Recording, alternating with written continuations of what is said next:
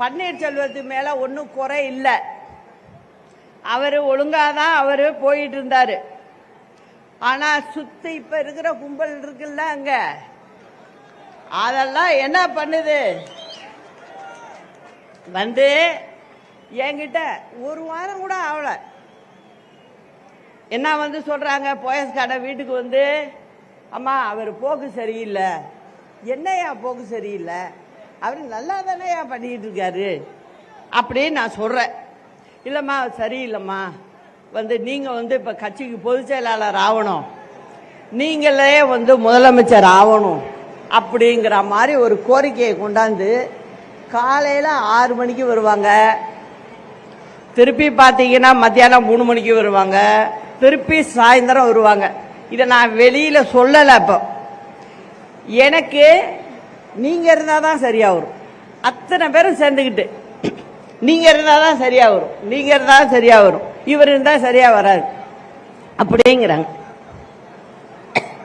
பொதுச் செயலாளர் நீங்க ஆகணும்.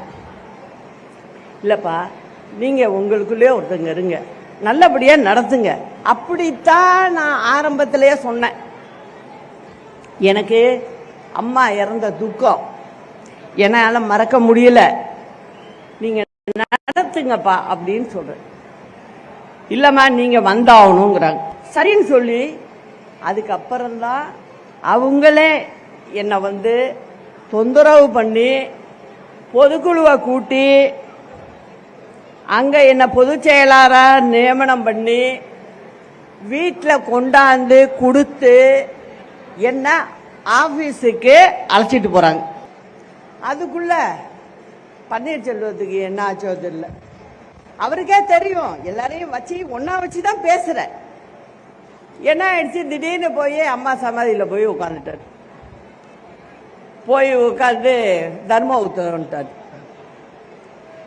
அது யாரோ சொல்லியிருக்காங்க, எல்லாருக்கும் புரியும். ஏதோ கேட்டு அவரு ஏதோ பண்ணிட்டாரு. கடைசியில் அதே இன்னை வரைக்கும் அவருக்கு சிக்கலாயிடுச்சு. அது வேற.